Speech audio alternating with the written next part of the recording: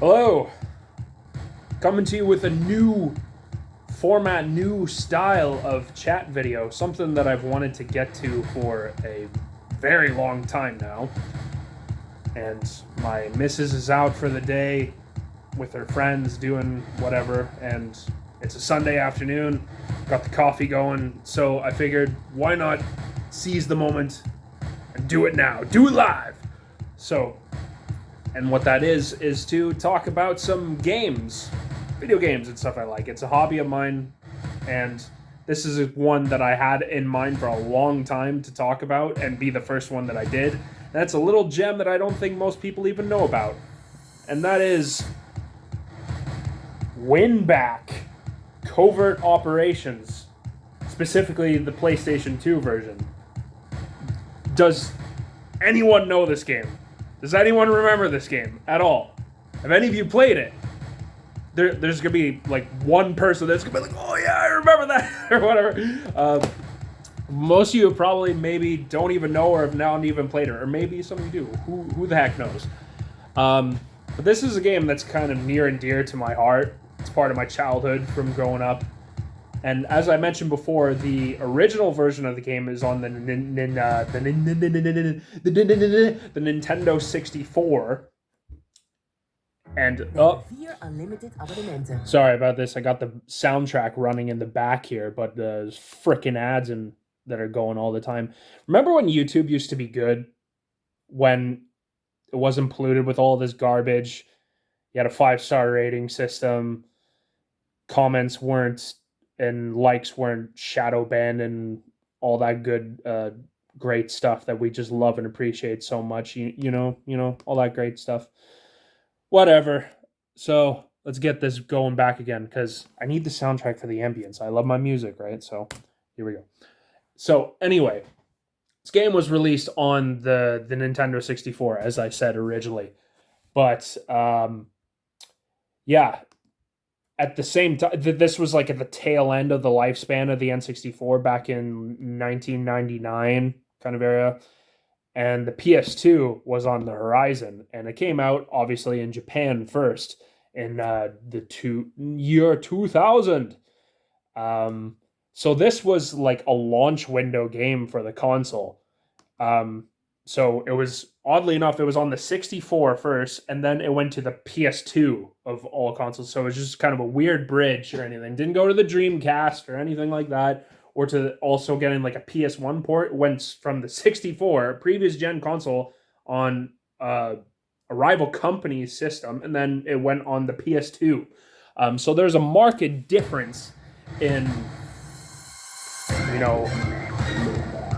the soundtrack is bombing for this game. It's like a mix of, it's very much indicative of its time period. Very kind of like 90s, early 2000s techno-esque sort of thing. Very, very hype and upbeat. Fits the game very well. But yeah, so when you compare the two, there's obviously a very big graphical distinction between the two. But for me, growing up, I played this on the PS2. That's the version that I grew up with. I've heard some people say that they prefer the N64 version to this one. I can't quite see why, but to be honest, I haven't played the N64 version, which I would like to do just for comparison's sake at some point. But yeah.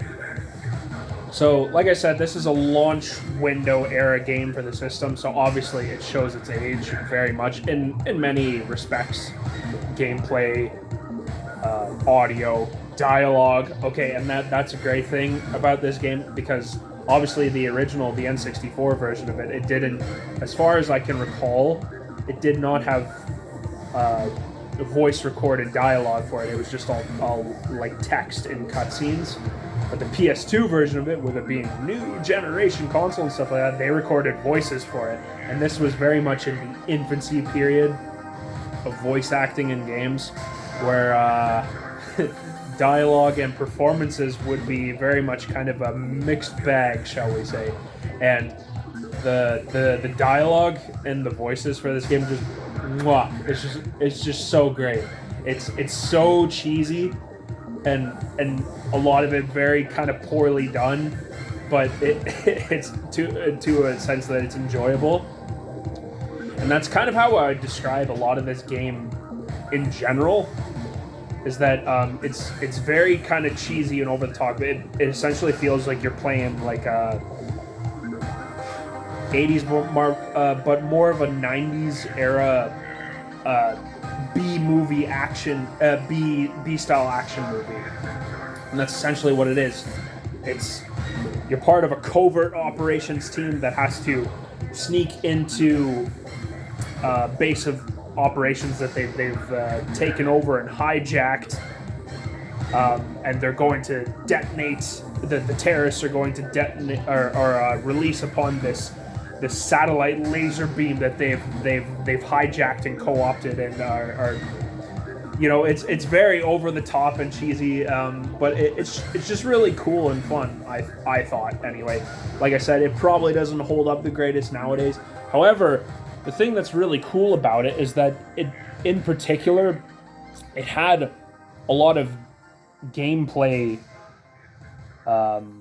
mechanics that were quite new and revolutionary for its time, that essentially would become adopted by the gaming industry as a whole and would be a part of many particular very well-known games down the road. For example, sorry, the soundtrack is freaking all over the place. But for example, this game had a cover system. You could go up to the back of the wall, you have hold up your gun and whatever, and then you're sidling across along the wall, and then you can peek around the corner and shoot at the enemies and stuff. And that was, if I recall, this was either the first game that did it, or it was one of the very first that ever did it. Sing it, Whitney. I always thought that this sounded like Whitney Houston or whatever it was, or whatever. I digress. But that's something that was quite new for the time, and this is something that would later get put into other games that would come out shortly thereafter. Like Metal Gear Solid 2 had that kind of system. Kill Switch. There's another game that came out. Does anyone remember that game? All of these games that would take the system and then kind of innovate on it, and then these things would become industry standards later on. Because then we would see it, like, for example, with Gears of War that would come out in 2006 and rock the gaming industry. It all came from here first, as far as I can recall. I'm pretty sure this was the first one that did it. Don't quote me on that. Also, this game had a laser sight aiming system in the game, and that was very new for its time as well. And like I said, that would be incorporated with games down the line, like Resident Evil 4, for example, with its over-the-shoulder third-person aiming mechanic with the laser system and all that. Speaking of which, that's a game I'd like to touch upon at some point as well, is Resident Evil 4. It's a game that's very near and dear to my heart, one of my favorite games of all time, and I'm currently just finishing up playing through the remake as of right now. So I'd like to talk about that and maybe give my opinion on between the original and the remake, but that's for a different day. But this particular game,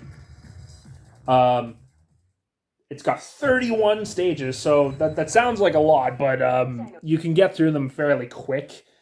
But what's cool about it too is that it has different endings depending on how fast you play through the game. Because the whole premise of the game is that the terrorists are going to fire the high-tech satellite laser weapon thing again.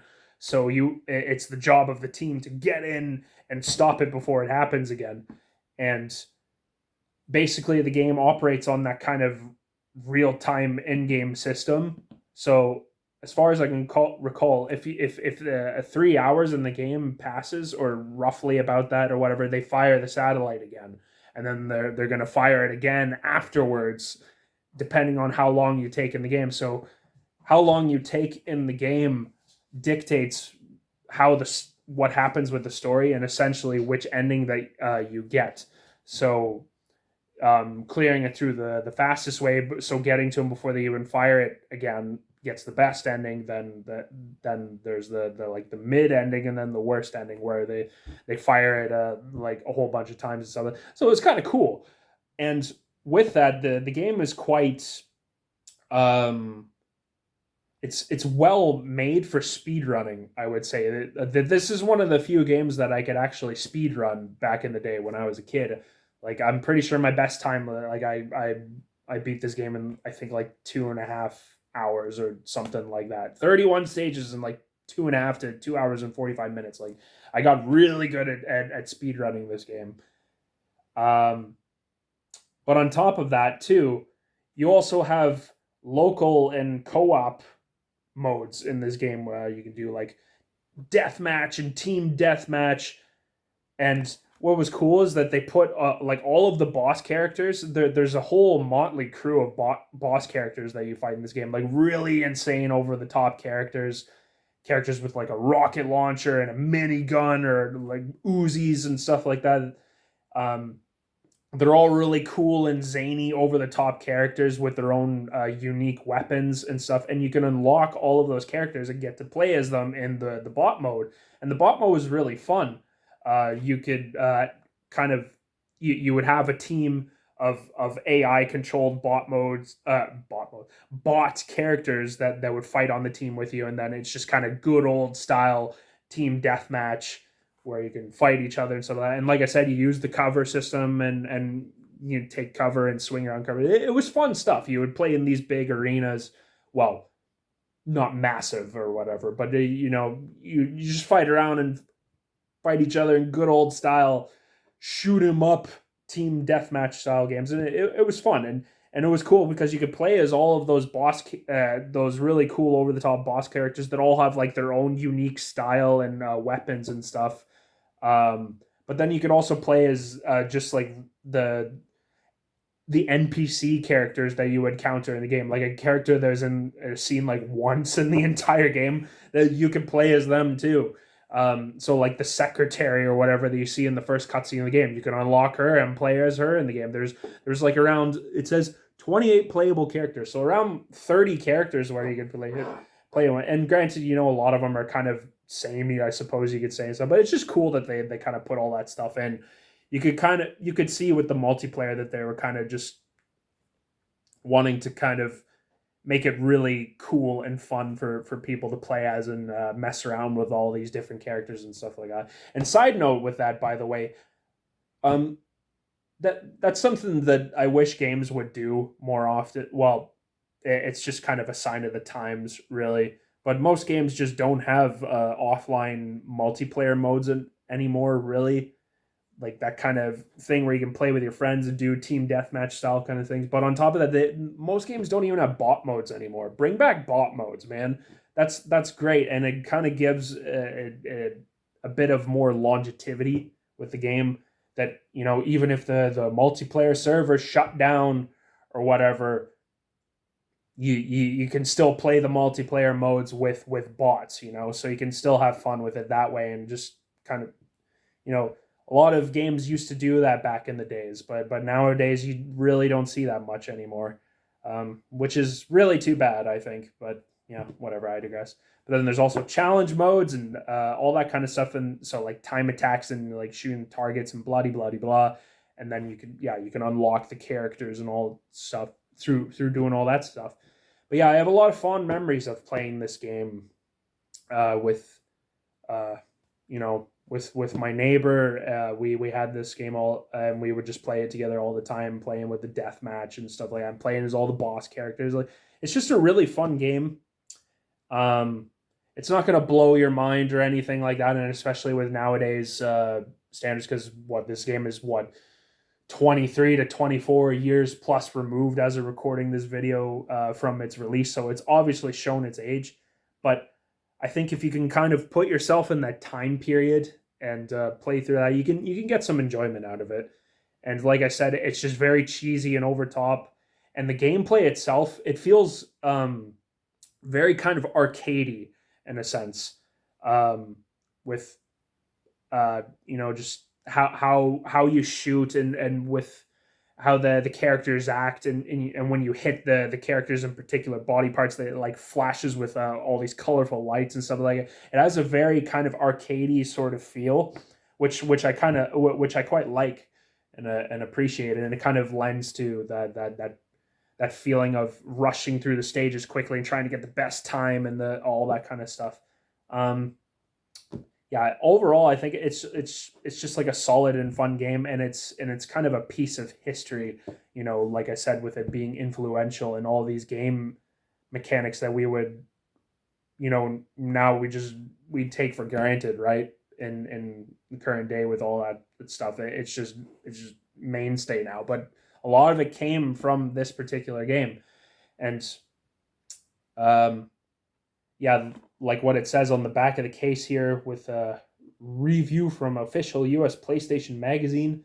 It's Hollywood style action and solid snake like espionage.